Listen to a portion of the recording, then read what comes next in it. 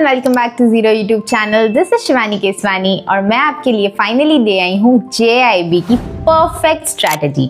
आपका मई 2026 में एग्जाम है, आपके पास अभी लगभग 1 महीना है, क्लोजिंग का टाइम चल रहा है। अप्रैल आपके लिए काफ़ी प्रोडक्टिव होने वाला है अगर आप प्रॉपरली उसका यूज़ करें और 1 महीने में JIB एग्जाम क्लियर करना पॉसिबल है। मैंने खुद क्लियर किया है, मैं आपको वही स्ट्रैटेजी आज बताने वाली हूँ। सबसे पहले बात करते हैं कि JIB में कितने सब्जेक्ट्स हैं। 4 सब्जेक्ट्स हैं आपके। आप मुझे कमेंट सेक्शन में बताएंगे तो सारे सब्जेक्ट्स की मैं एक डिटेल स्ट्रैटेजी भी बना दूंगी, जिसमें मैं आपको बताऊंगी कि हर सब्जेक्ट को किस तरीके से आपको टाइम देना है और किस तरीके से लिमिटेड टाइम है। मतलब जो आपकी एग्जाम डेट्स हैं, जैसे 3 मई को आपका IENFS का एग्जाम है जो सबसे टफ होता है, तो वो वाले एग्जाम की क्या स्ट्रैटेजी होगी, उसके लिए आपको इतने जो रिमेनिंग डेज हैं कैसे प्लान करना है। अगर आपको एक सब्जेक्ट की स्ट्रैटेजी चाहिए तो वो भी मुझे कॉमेंट सेक्शन में बताइएगा, उस पे भी मैं एक डिटेल वीडियो सब पे ले आऊंगी। तो सबसे पहले हम क्या करेंगे, अपने दिन को 2 टुकड़ों में बांट देंगे। क्योंकि हम बैंकर्स हैं तो हमें मॉर्निंग स्लॉट मिल सकता है 1.5 से 2 घंटे का, और इवनिंग स्लॉट मिल जाएगा 1.5 से 2 घंटे का। आप 1.5 घंटा नहीं दे पाए इवनिंग में तो 45 मिनट भी काम चल जाएगा। ठीक है, सबसे पहले हम मॉर्निंग स्लॉट को बेस्ट स्लॉट बनाएंगे, जिसमें हमें सबसे हार्ड वाले सब्जेक्ट्स पढ़ने हैं और ज़्यादा पढ़ना है। तो हार्ड वाले सब्जेक्ट्स आपके IENFS, जिसमें अक्सर बैंकर्स अटकते हैं, अक्सर उसी में आपका लो स्कोर रहता है।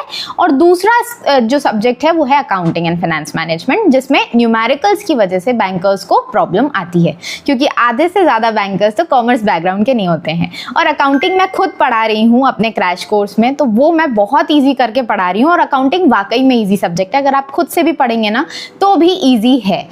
वैसे हमने उसको वीडियो लेक्चर्स के थ्रू पूरा कवर किया है, मैंने कुछ वीडियोज़ भी अपलोड की हैं, मैं आई बटन में अपलोड करा दूंगी, तो कुछ कंसेप्ट्स आप वहां से क्लियर कर सकते हैं अगर आप एनरोल नहीं कर पाए तो।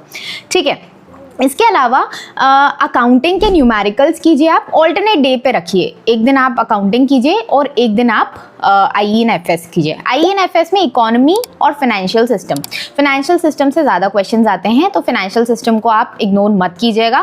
फाइनेंशियल सिस्टम में तो देखिए बैंक्स है, non banks, NBFCs, payment system, सब कुछ है ना। और उसकी एक डिटेल स्ट्रैटेजी आप बोलेंगे तो मैं ले आऊँगी। वैसे अकाउंटिंग एंड फाइनेंशियल मैनेजमेंट की तो मैंने बना दी है, तो वो स्ट्रैटेजी आप देख लीजिएगा। तो इनमें से ऑल्टरनेट डेज पे आप एक सब्जेक्ट ले लीजिए। एक चीज़ फिक्स कर लीजिए कि डेली बेसिस पे मैं 5 से 10 AFM के न्यूमेरिकल्स लगाऊंगा ही। न्यूमेरिकल्स आपके रेशियो एनालिसिस के हो सकते हैं, डेप्रीसिएशन के हो सकते हैं, और भी कई सारे न्यूमेरिकल्स हैं, जैसे NPV, नेट प्रेजेंट वैल्यू हो गया। इनके न्यूमेरिकल्स आप डेली बेसिस पे 5 से 10 लगाइए। ठीक है, इतना टाइम आप अपने लिए प्लीज़ दीजिए, क्योंकि न्यूमेरिकल्स आपको काफ़ी नंबर लेके दे सकते हैं। हम कई बार सोचते हैं कि न्यूमेरिकल्स में तो ऑप्शंस नहीं दे रहे, आजकल ऑब्जेक्टिव नहीं है, न्यूमेरिकल्स का तो पूरा आंसर ही लिखना पड़ेगा। बट बिलीव मी, वो इतने ईजी क्वेश्चन होते हैं कि अगर आपको नॉर्मल छोटे छोटे फॉर्मूलेज भी पता हो ना, तो आप आराम से उसको कर सकते हैं। और वो फ्री के नंबर है, वो एक्चुअली फ्री के नंबर हैं, सच बोल रही हूँ मैं आपसे। इसके बाद हम आ जाते हैं अपने इवनिंग स्लॉट पे। तो इवनिंग स्लॉट में हमें कोशिश करनी है 45 मिनट से 1 घंटा 1.5 घंटा निकालेंगे, और उसमें आपको अपने जो इजी वाले सब्जेक्ट्स हैं उनको पढ़ना है, जैसे कि आपका रिटेल बैंकिंग हो गया, वेल्थ मैनेजमेंट। ठीक है, इसके अलावा आपका PPB हो गया। तो ये थोड़े से इजी टॉपिक्स हैं, तो इसको आप शाम में, जब आप लाइट मूड में है, मतलब आप इतना हैवी नहीं लोड ले सकते, ऑब्वियसली पूरे दिन के थके हुए हैं, तो आप लाइट स्टडीज कीजिए। और अगर कुछ नया पढ़ने का मन ना करे तो जो सुबह पढ़ा है उसको रिवाइज कर लीजिए, कोई ज़्यादा लोड नहीं लेना है। अगर आपने सुबह अकाउंटिंग पढ़ी थी तो उसको थोड़ा सा उसके न्यूमेरिकल्स लगा लीजिए, उससे भी मूड फ्रेश हो जाता है। और अगर कुछ और नहीं पढ़ने का मन करे तो फाइनेंशियल सिस्टम की कोई वीडियो लगा लीजिए, मेरी वीडियो लगा लीजिएगा अगर आपको मन ना करे तो। इस तरीके से आप वीडियो लेक्चर्स के थ्रू शाम में पढ़ सकते हैं। PPB की थ्योरी है आपकी, देखिए थ्योरी बहुत आसान से आप कवर कर सकते हैं।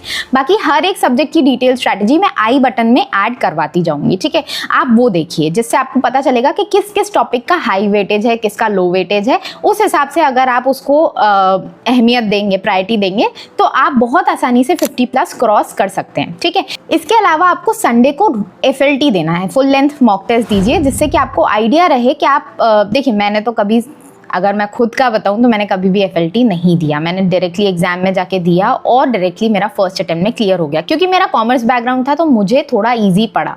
अगर आपका कॉमर्स बैकग्राउंड नहीं है, या अगर आपका कॉमर्स बैकग्राउंड है, कॉमर्स अच्छे से नहीं पढ़ी है या पढ़े हुए बहुत साल हो गए हैं, तो भी आपके लिए थोड़ा सा टफ रहेगा। इसीलिए FLT हर संडे दीजिए, जिससे कि आपको पता चले। और 1 महीने का प्रोसेस है, JIB इतना लंबा नहीं खींचना है आपको कि 4 अटेम्प्ट्स में आप कंप्लीट कर रहे हैं, नहीं, इतना लंबा नहीं खींचना है, 1 महीने में करके खत्म कर सकते हैं, इतना ही पेपर है। तो आप हर वीक अगर फुल लेंथ मॉक टेस्ट लगाएंगे, हर दिन कुछ MCQs लगाएंगे, लंच में आप फ्री हो रहे हैं तो कुछ MCQs लगा लिए, इस तरीके से अगर आप पढ़ेंगे ना तो बहुत ईजी है, बहुत मध्यम आप रोज का 3-4 घंटे भी पढ़ के आप इस एग्जाम को फोड़ सकते हैं बहुत अच्छे नंबर्स से। ठीक है, तो आप ये चीज़ें ट्राई कीजिए और मुझे कमेंट सेक्शन में बताइए क्या क्या प्रॉब्लम्स आती हैं। अगर कुछ ऐसे टॉपिक्स हैं जो आपको समझ नहीं आते हैं तो वह मैं यूट्यूब पे पढ़ाने की पूरी कोशिश करूँगी। बाकी हमारा क्रैश कोर्स है ही आपके लिए, तो उसमें आप एनरोल कर सकते हैं। उसमें सारे वीडियो लेक्चर्स सब कुछ आपको अवेलेबल है एक ही प्लेस पे, और आपको सिर्फ वीडियो लेक्चर्स के थ्रू पढ़ते जाना है, MCQs लगाते जाना है। मिलते हैं नेक्स्ट वीडियो में, तब तक के लिए टेक केयर, बाय बाय।